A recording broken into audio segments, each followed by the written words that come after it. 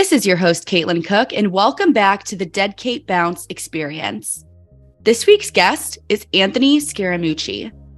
Anthony is the founder and managing partner of Skybridge, a global alternative investment firm, and founder and chairman of SALT, a global thought leadership forum and venture studio.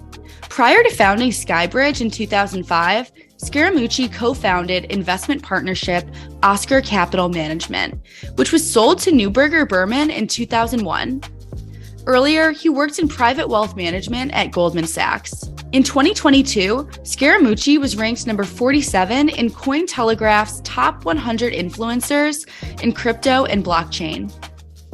In 2016, he was ranked number 85 in Worth Magazine's Power 100, the 100 most powerful people in global finance. In 2011, he received Ernst & Young's New York Financial Services Entrepreneur of the Year Award. Anthony is a member of the Council on Foreign Relations and a board member of the Federal Enforcement Homeland Security Foundation. He's also the author of 5 books. Scaramucci served on President Donald J. Trump's 16-person Presidential Transition Team Executive Committee, and in 2017, briefly served as Chief Strategy Officer for the Export-Import Bank and White House Communications Director. Scaramucci, a native of Long Island, New York, holds a Bachelor of Arts degree in Economics from Tufts University and a Juris Doctor from Harvard Law School. We discuss everything from crypto sentiment in the hedge fund space to Algorand, as well as his outlook on crypto in Washington, and even his relationship with FTX and Sam Bankman-Fried. It's a jam-packed hour, folks, so with that, please enjoy my conversation with Anthony. All opinions expressed by your hosts and the podcast guests are solely their own opinions and do not reflect the opinion of the hosts or any of their affiliates. This podcast is for commercial and informational purposes only, is not investment advice, and should not be relied upon for any investment decisions.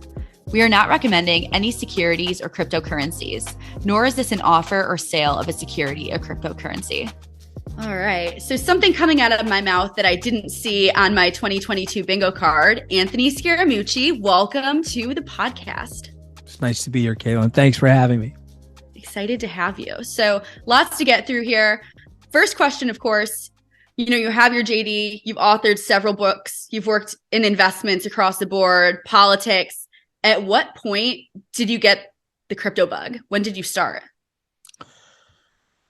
Well, it's interesting because I obviously, and I love this about cryptocurrency, except for this year, because we're in a raging bear market.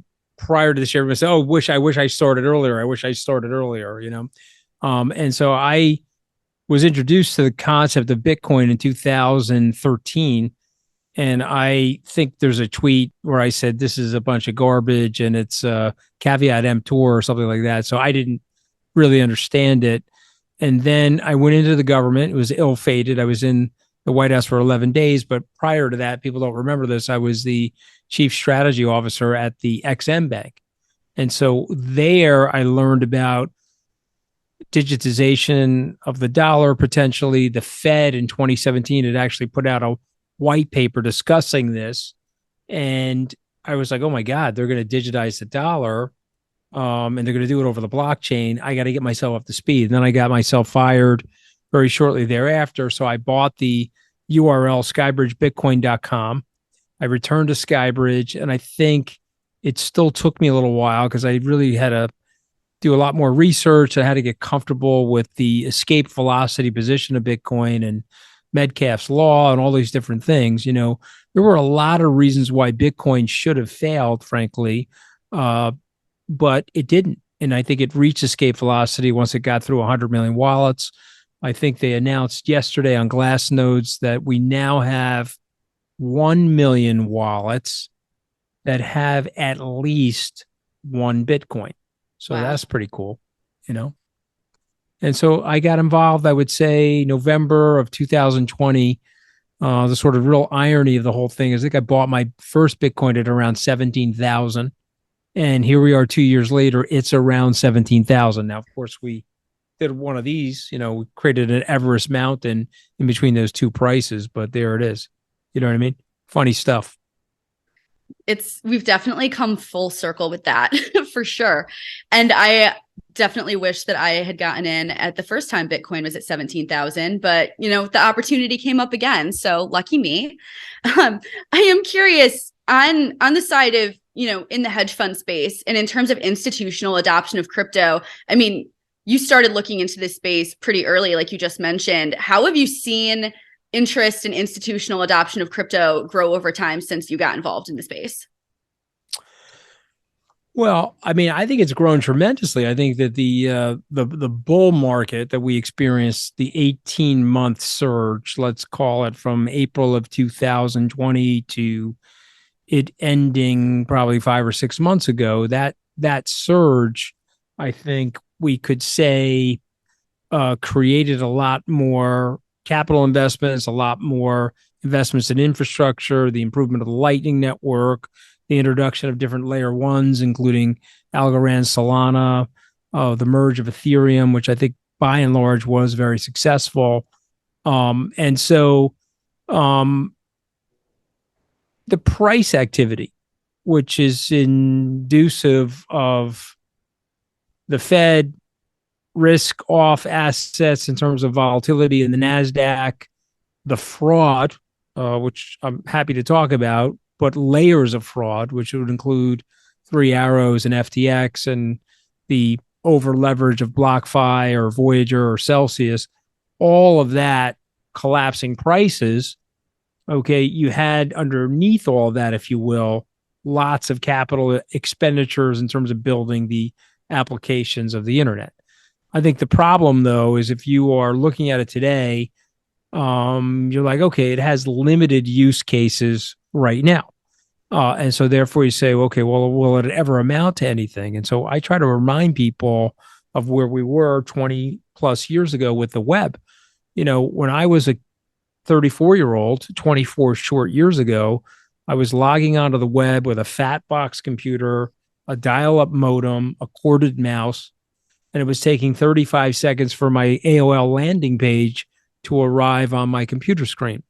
And so the notion that we would be where we are today was hard to believe. But imagine somebody teleported in from 2022 and it said, okay, you see this contraption known as the web. You're going to have Wi-Fi in your house. You're going to dial into it from anywhere. Your phone is going to be a supercomputer, and there'll be a billion or so people downloading 4K video on the web, and there'll be trillions of dollars of transactions that take place.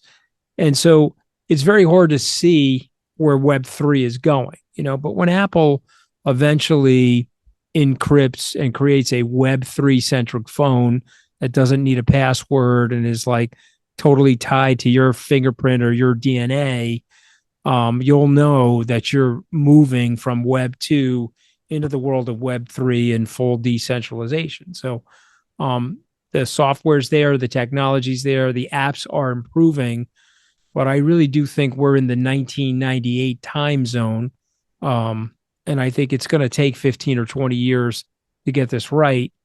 But the results of getting this right are going to be magnificent. And I think people could get spooked out of it because of recent prices. They could say, oh my God, this is a disaster. Warren Buffett says it's rat poison. I got to stay away from it. And I think they'll be making a very big mistake. I hope they don't do that. I hope they don't as well. And you bring up a lot of interesting points there. I think one, in terms of, a lot of the commentary around the space, to your point, a lot of the pushback that I see these days, and I'm curious for your take as to why this might be, is around use cases. Where is this space actually going? Why do we actually need this? Is it really solving for anything? And sure, there is a lot of vapor in the space now. You see a lot of that in any high growth space. There will be a high rate of attrition there. Not everything will be long lasting. That's inevitable. But to your point, it's not, these things take time, and it might be hard at the present moment to see where things could go 10, 15 years down the road. But from an investment perspective, a lot of the time you're on longer time horizons, and you want to think about things and think about technology in terms of long-term adoption rather than the short-term, volatility and crypto winter that we're living through right now. Yeah, I mean, you're bringing up all the right points. I mean, I like to tell people everybody's a long-term investor until they have short-term losses. I had people that I put in Bitcoin And, the minute it dropped 10 or 15%, they told me, I said, hey, we're going to do this. Let's lock this. Give me a small amount of money. Let's lock it away for 5 years. And the minute it dropped 15%, okay, give me my money back. And that happens. That's part of market psychology. And that's part of like the way people think. It is a highly volatile, very speculative asset. So I'm not sitting here with my life savings in it, but I do have enough in this where if I get this right, and again, I think time will bear this to be correct, but if I get this right, it'll be a colossal home run for everybody. Definitely. And I think a lot of us, at least those who have taken the time to really understand it and dig in, looking at the bigger picture, feel, at least obviously biased working in the space, that this isn't going anywhere and it's only going to continue to grow. But then there comes the opportunity to invest in specific projects, specific blockchains. And one that I wanted to ask you about, because admittedly, I don't know much. I'm pretty slated on the Solana side of things, obviously Bitcoin, Ethereum from learning in the beginning, but you wrote a book even on Algorand. And I didn't know that you were an algo fan until I started looking through your Twitter a while back before I asked you on this podcast. But how did you get involved in that? And where do you see the opportunity specific to that chain versus others? So really good question. So my old boss, my career very quickly, I went to Tufts, Harvard Law School. I was at Goldman for 7 years. I left and built a company that I sold. It got bought by Neuberger Berman. And my old boss at Neuberger Berman was on the advisory board of Algorand. And so he got himself into cryptocurrencies about 6-7 years ago.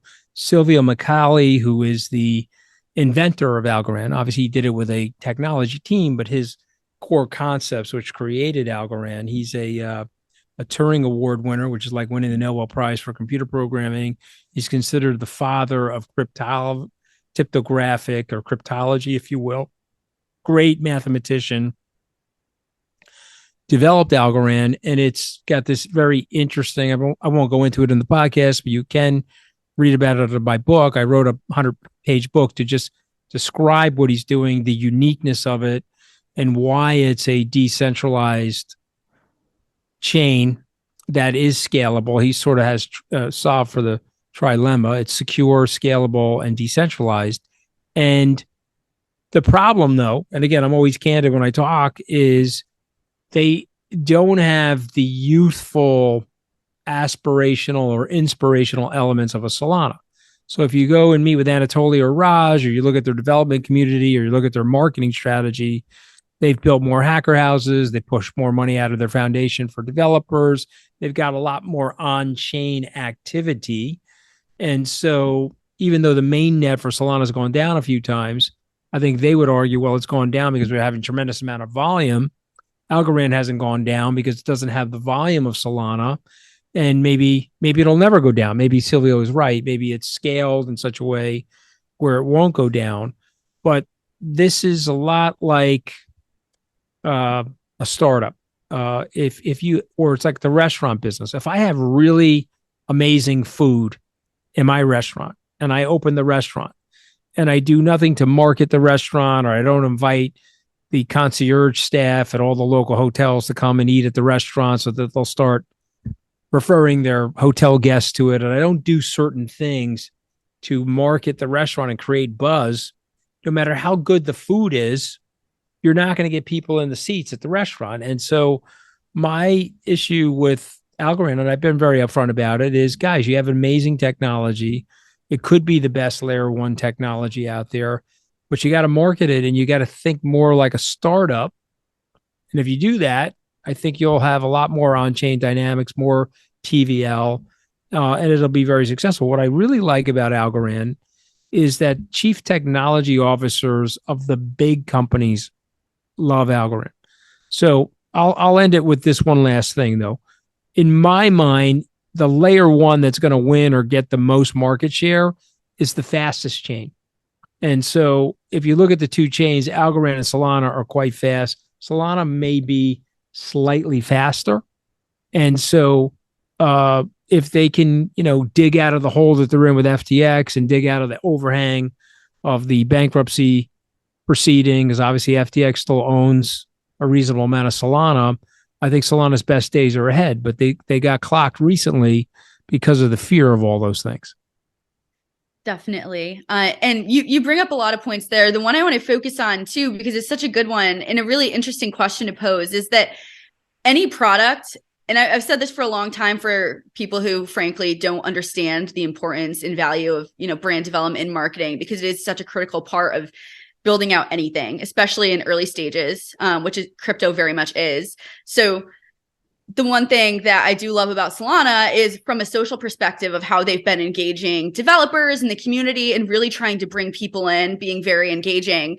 And to any product is really only as good as its marketing at some point, to the fact that, especially in crypto, which is such a competitive space, is such a active space, obviously very top of mind for a lot of people, maybe a little less given recent events. How do you suggest Algorand or any chain really that's trying to build out their presence, if the tech is as solid as you say, how do they turn that around and how do they get more involved in the community? Because I think that's a really important component of scaling. Yeah. So,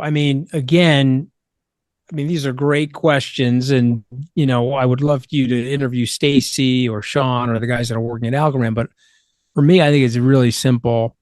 I think it's awareness, and I think it's penetration into the market, and I think it's just hiring and scaling people into the top. I would be going into the triangle of Caltech, MIT, and Carnegie Mellon, those computer programming colleges or universities, and I would be going to the young people that are hooked on the crypto and hooked on the blockchain and layer ones, and explaining what Algorand is and seeing if you can offer incentives or levels of motivation to get those people to start using Algorand and working on their projects.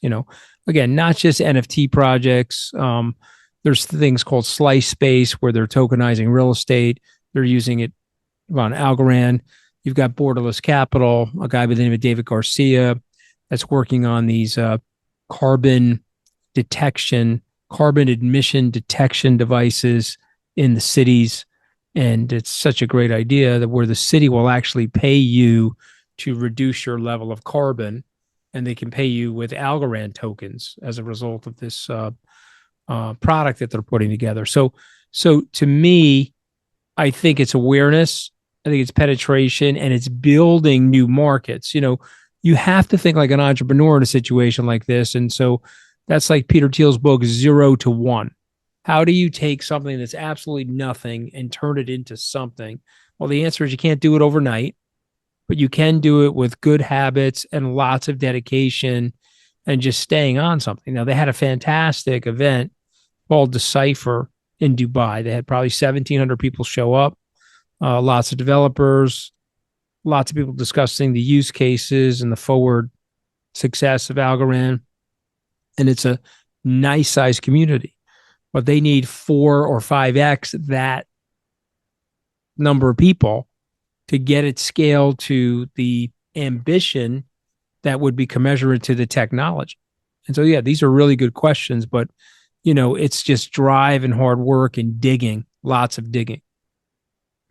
Yeah. And it does take a lot of time to penetrate too, especially in a market like this where there's so many things going on, new projects being developed, so many different ecosystems, thrown into your face on social media at all times. So it definitely is not an overnight thing, and it has to be a consistent effort in order to do that. So really interesting that you mentioned that. I do want to pivot a little bit. You alluded to this earlier on. You mentioned the SALT conference. Have not been to the SALT conference myself, but have had many friends in the industry who say that's one of the best events that they go to every single year. For those who don't know, maybe if you don't mind, a little bit of an overview on how SALT came to be in the beginning and how that's developed over time. And then we can get a little bit more into Crypto Bahamas, which I was at in the relation with FTX. Well, let me start with the SALT conference, and we'll talk about FTX and the Crypto Bahamas conference. So, for me, we were in the doldrums, not too dissimilar to the time period we're in now, but we were in the doldrums in, I would say, March of 2009. if to not to bum you out or anything like that, but I think we probably go lower from here. We're having a shit show right now, but when 2008 ended, people are like, okay, thank God 2008 ended, but we went down another 15 or 20% by the end of the first quarter of 2009.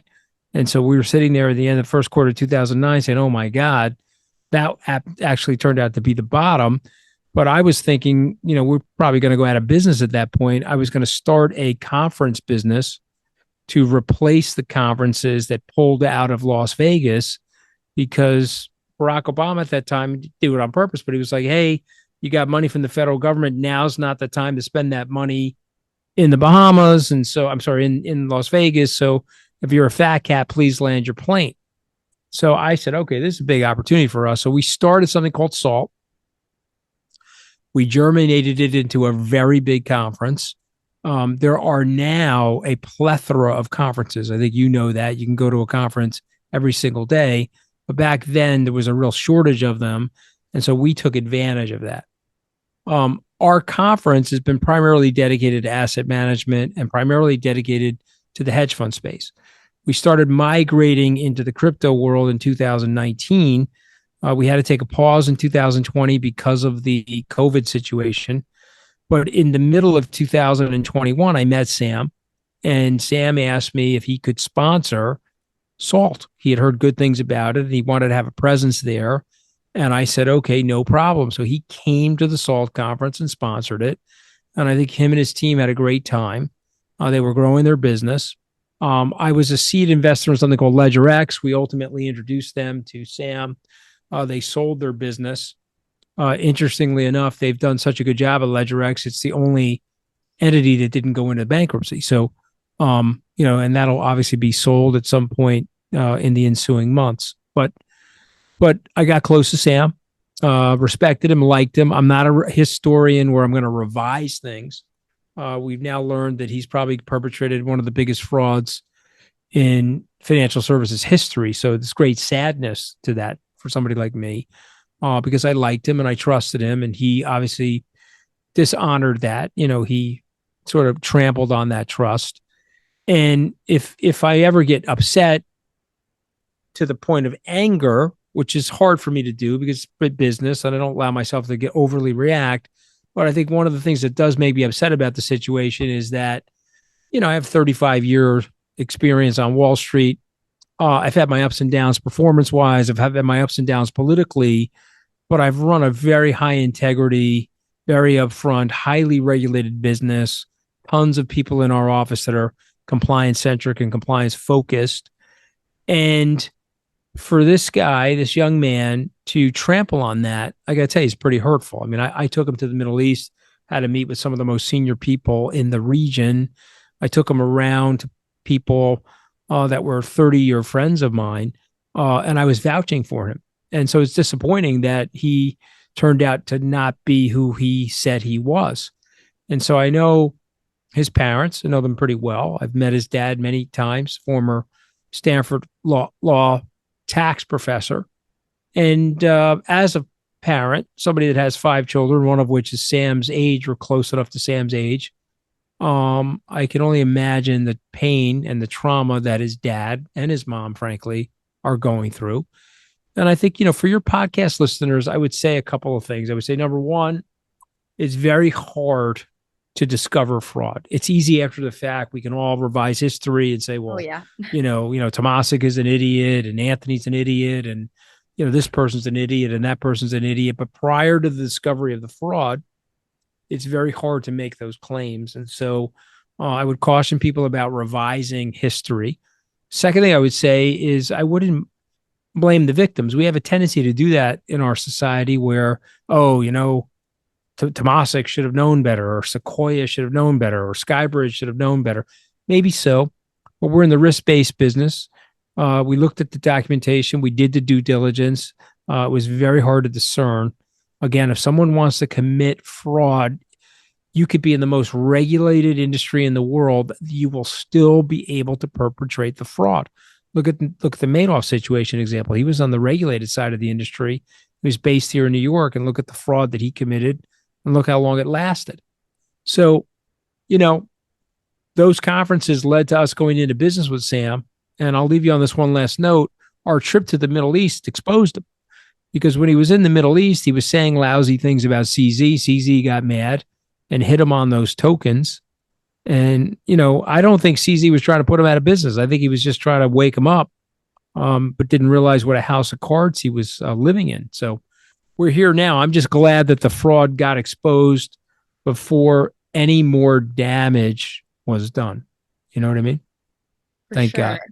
Yeah. And I'm glad that it happened now rather than later on, because who knows? I guess more information will come out on this, but who knows how long this was going for, right? Right. Yeah. And, the longer that it goes for and the longer that people don't know, the more assets that get poured in, the more opportunity for this whole event to metastasize, which we've obviously seen. And I'm curious on the fraud point too, and I want to dig in a little bit there, just because throughout history of, the financial services industry, we've seen this happen multiple times. The details of these situations are different, but to your point about hindsight, everything seems obvious in hindsight, but realistically speaking, there's a reason that these situations get to the point of scale that they do. And it's not because these things are obvious to the average person. It's because there are reasons and incentives for people to buy in, or the people seem very trustworthy. And to your point, that's very hard to decipher. And especially in the case of FTX, I think the company had positioned itself in such a way that they were really embedded in mainstream culture. Anyone who knew about crypto likely knew about them from what they were doing more on the social side of things. It was a very easy onboarding setup for people who were new to the space that seemed a lot more trustworthy as well. And a lot of people were hurt as a result. So as much as people like to say that it was obvious, to your point, don't rewrite history, because it obviously wasn't for a majority of people this entire time until now. Yeah, listen, I would say to you what I would say to anybody in this situation. I like talking about it because I want people to glean. I want them to hear the story, because if it protects somebody from not being involved in something like this going forward, I guess the only thing I would say as I backtrack our decision making and as I think about where we are, I would say to you that I'm going to be willing to continue to take risk. I'm not going to back off of Web3. I'm not going to back off of the idea that cryptocurrencies and the blockchain are part of our future. And I'm going to try to do the best due diligence that I can, but I'm not going to sit here and overly beat up on myself or my team for the decisions that we made, because, again, fraud is fraud, and it's very hard to discern. I've had 2 incidents in my life. I avoided Madoff. I had something called Premium Point. They committed fraud. And I've had Sam. The good news is, though, he gave us the money. And so now we'll work it out with the bankruptcy court in terms of what to give back and so forth. So you mentioned you're in the risk business, right? And I think that a lot of the people criticizing the situation for, why were people buying into this? Again, a lot of these businesses are like yours. They're in the risk business and you're taking a chance. And there always is a chance that that opportunity won't work out the way that you want it to. Maybe fraud wasn't necessarily what you thought that would look like if it doesn't work out. But for, the people listening to this, what's your criteria for potential investments in a crypto project? And how would you revise that now, pre-FTX versus post-FTX, if at all? Yeah, again, it's a great question, but I think my answer is I'm not sure if I'm changing at all. I'll leave you with this thought, okay? And this is perhaps my lifetime's perspective, okay? In March of 2000, the NASDAQ cracked. I think it went down probably 50% that month. It eventually got down 80% when the blood was all let out of the NASDAQ. And I had contemporaries of mine that were in their mid-30s at that time, 22 years ago, that swore off investing in technology and said, okay, that's it for me. I've been blown up. I got Pets.com with the zero, eToys, whatever it was, blown up. I'm never investing in this stuff again.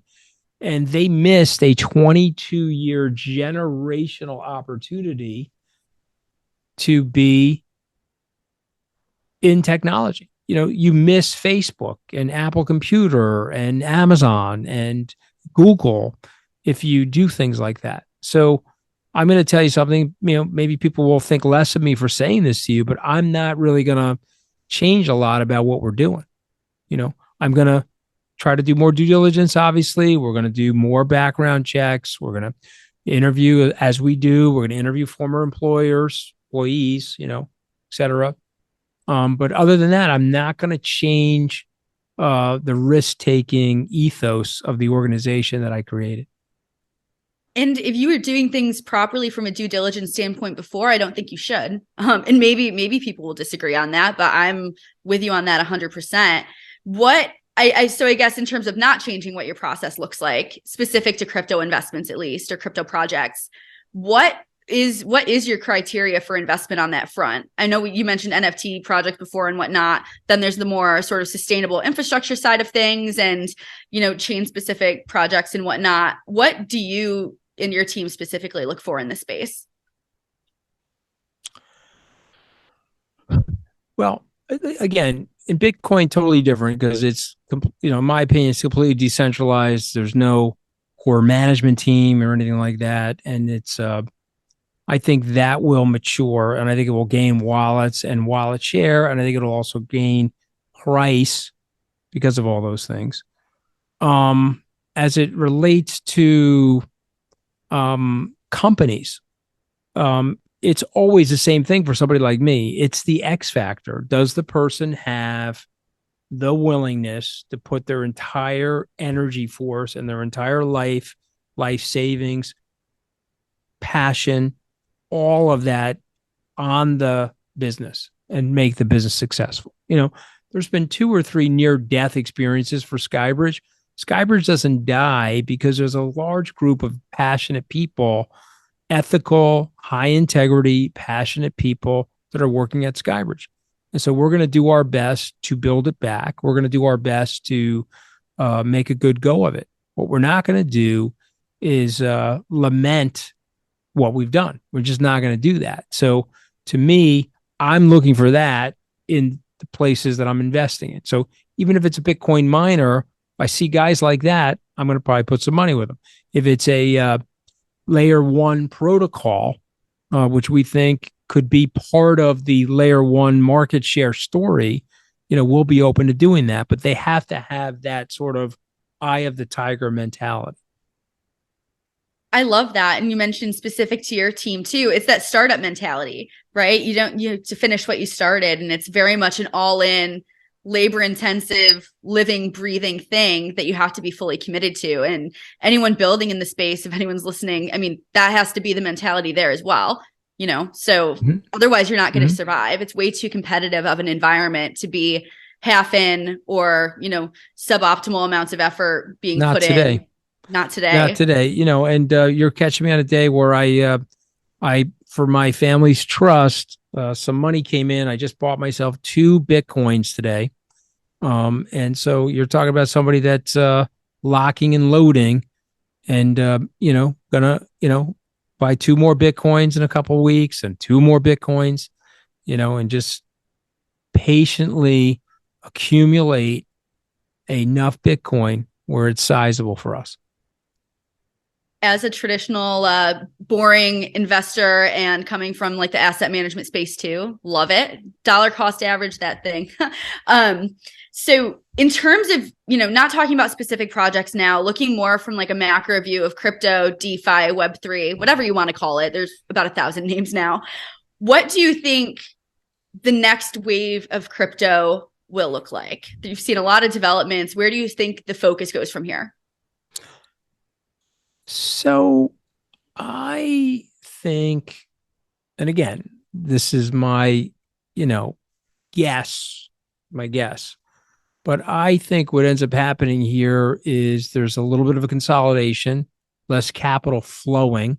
So the smarter businesses will adapt. The businesses that are running out of cash or don't have the best ideas, or the layer ones don't have the best ideas, they'll start to go by the wayside. You're going to see more elimination over the next 18 months and a cleansing of the industry, which I predict will be good for the industry long term.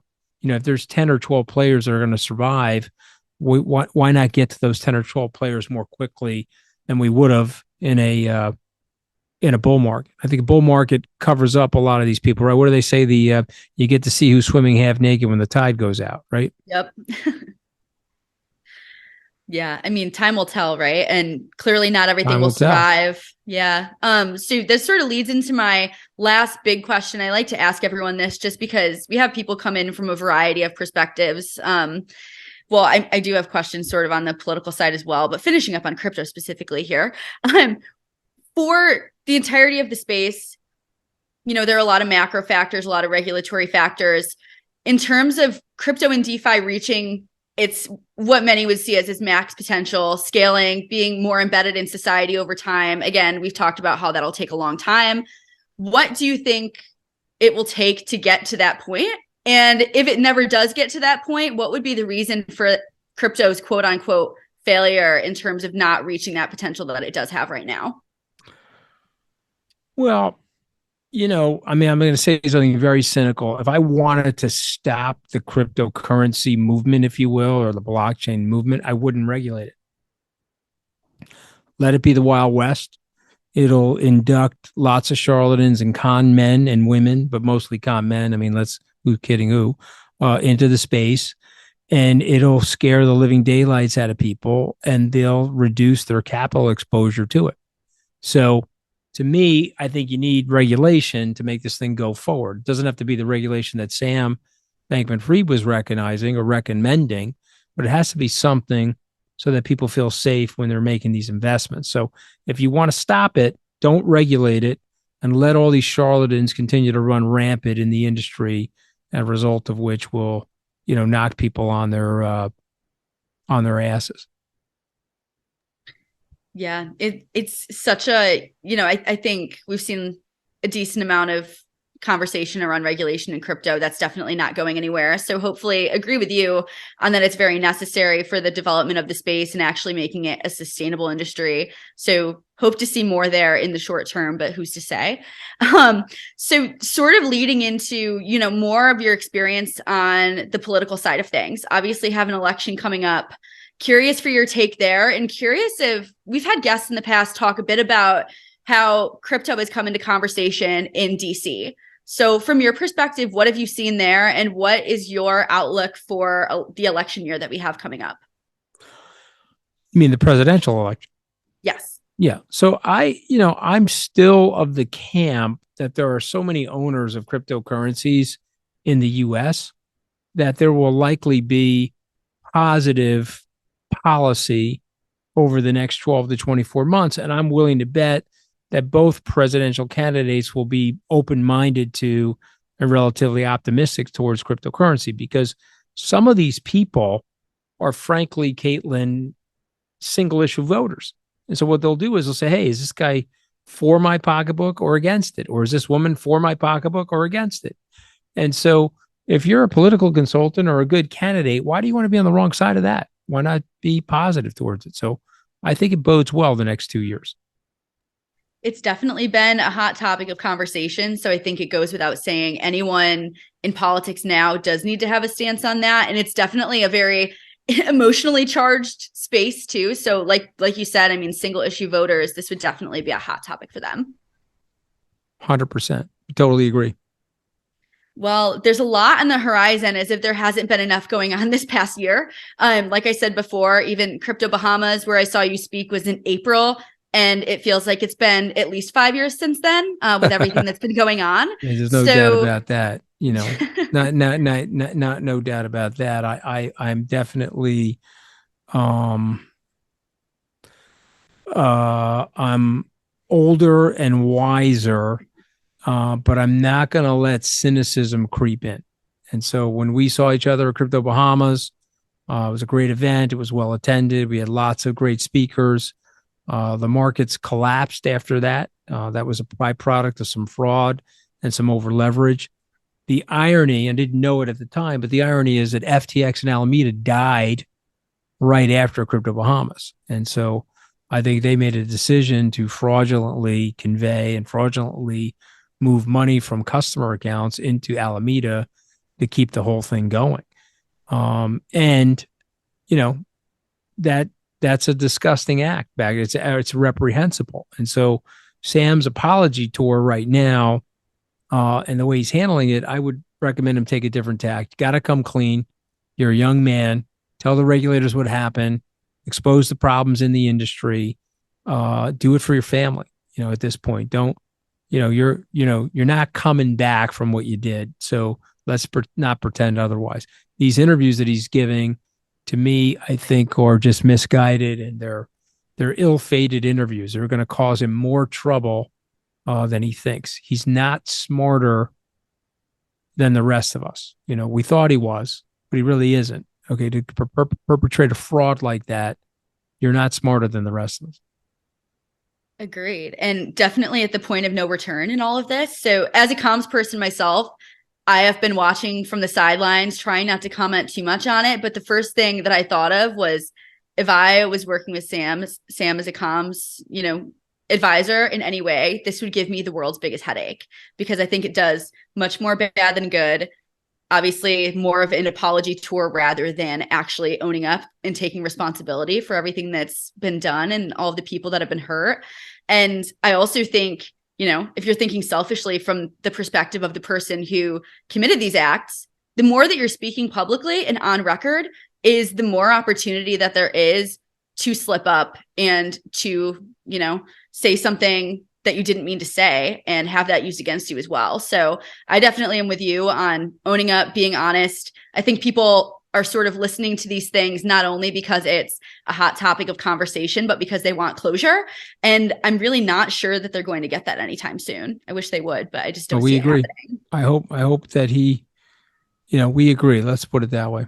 It's sad. I find it sad. There's no, I mean, listen, there's no amount of money. And I would say this to anybody: don't dishonor your family. My dad was a blue collar worker. He worked 43 years in hot and cold weather outside as an hourly worker, and he was a crane operator. So I am never going to dishonor my parents by doing something illegal. Okay, just not going to do it. If you want to call me stupid, if I buy you Bitcoin at 40,000, it goes to 17,000. You want to call me stupid for that? Okay, I'll accept that.